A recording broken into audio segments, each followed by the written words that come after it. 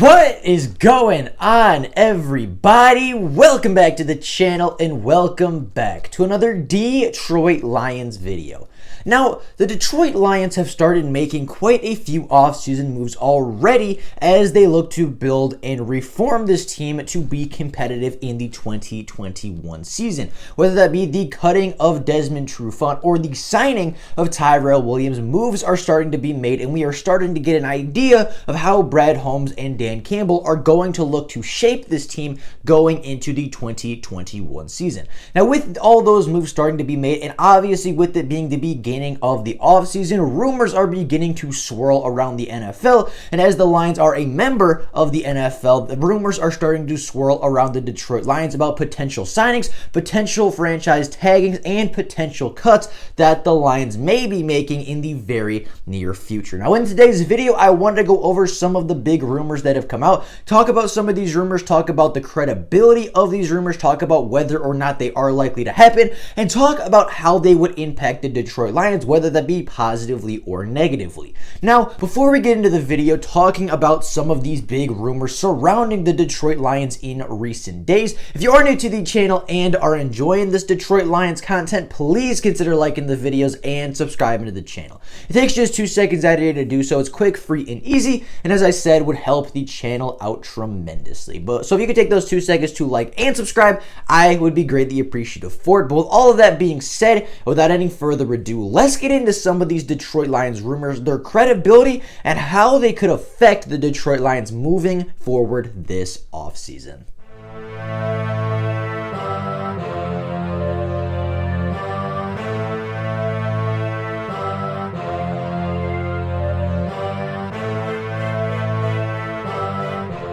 Now, the first big rumor that has been swirling around the Detroit Lions, and the first big rumor that we will be talking about today is one that has been around the Detroit Lions, one that has surrounded the Detroit Lions for many weeks at this point, even to the point of many months. And that is the Kenny Golladay situation. Whether the Lions are going to franchise tag him, transition tag him, sign him to a long-term deal, or just flat out let him walk in free agency. Now, in the past couple of days, there has been a lot of reports coming out that the Detroit Lions are expected to franchise tag Kenny Golladay. Now, this has been a report before. This has been reported and rumored before, as I said many weeks ago at this point. However, it didn't have much credibility to it until it was reported on by Ian Rapoport himself. Now, Ian Rapoport, if you are unaware, is one of the most credible news outlets for the NFL. He reports a lot of the big NFL news. He reports a lot of news, a lot of transactions, and a lot of things that happen within the NFL as far as players moving teams, picks moving teams, and trades and free agent signings and all of that kind of stuff.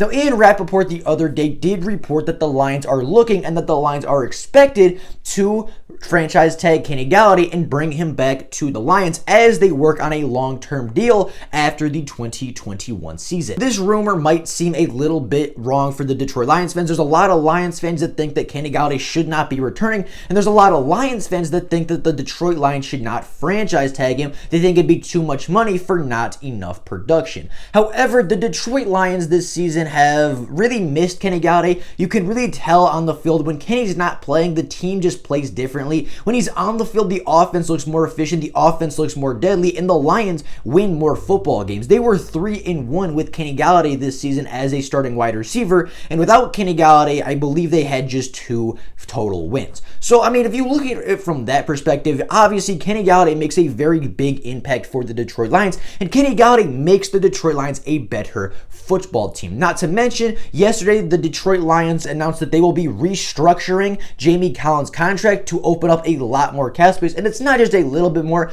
The report, although it was not specific about the numbers, said that it would significantly reduce the cap hit for Jamie Collins this season, which makes me think that they have a plan moving forward and makes me think that there's a very realistic chance that they are going to be re-signing Kenny Golladay, or that they are going to be looking to make a very big move here in the next couple of days or even a week or so. So from that standpoint, the Lions, it seems as though it's very realistic and very credible that this rumor is true. It seems like the Detroit Lions are looking to bring back Kenny Golladay on a franchise tag or potentially make and work out a deal for him to be here long term. Now, as far as would that be beneficial to the team, I think there's a lot of pros and cons to it. Obviously, Kenny Golladay is a very good receiver. I would even go as to say he is a borderline top 10 receiver in the NFL when he is healthy. And as I already mentioned, Kenny Golladay, when he's on the field, makes the team, makes the offense and the franchise a lot better and makes them a significantly better football team and makes them much, much harder to beat just by his presence alone.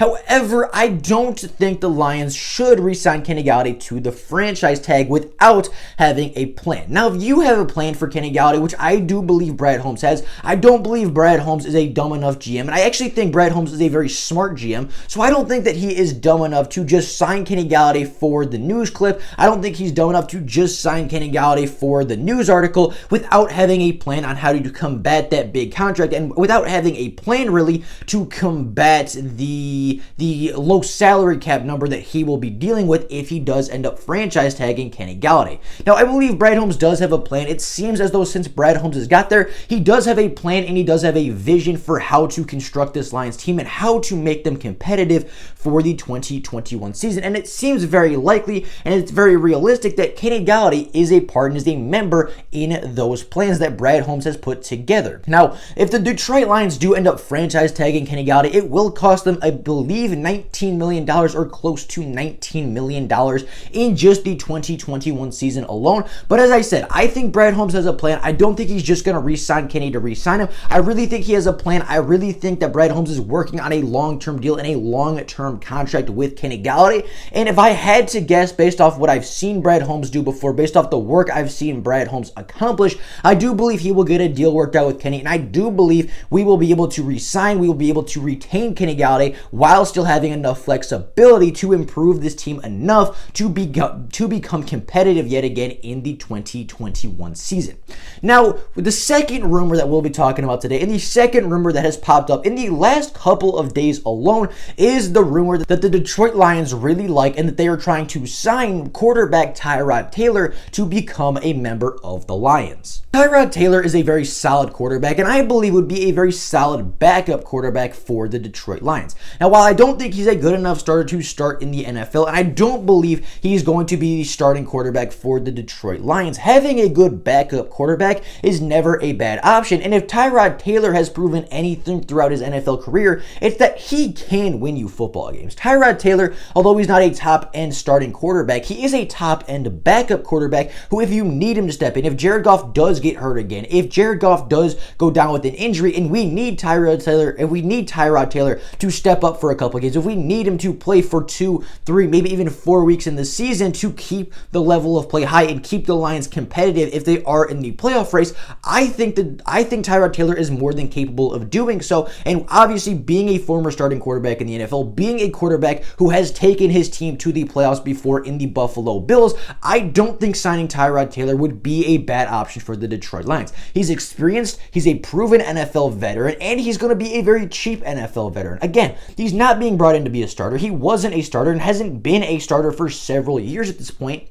So he's going to be a very cheap quarterback. He's going to be a very experienced quarterback. He is a proven quarterback, as I said, has started a lot of games in the NFL, just isn't necessarily that quality of starter anymore. And I believe would be a very big upgrade for the Detroit Lions at backup quarterback. That would allow them to cut Chase Daniel, significantly upgrade at the backup quarterback position, and allow the Detroit Lions to have a little bit more flexibility at the quarterback position, have a little bit more competition at the quarterback position, and really allow the Detroit Lions to get the best players in the building for the backup quarterback position. You know, if you look at, and you might say, well, what's the point of a backup quarterback? How important is it really? Well, you know, there's always this saying that, you know, your team is only as good as its weakest link. And if you look at, you know, the Philadelphia Eagles, who came in with a backup quarterback, they went on a playoff run and won the Super Bowl. You look at the Kansas City Chiefs, even Patrick Mahomes missed a little bit of time in the playoffs, but Chad Henne was able to complete that football game and was able to secure a Super Bowl lock for the Kansas City Chiefs.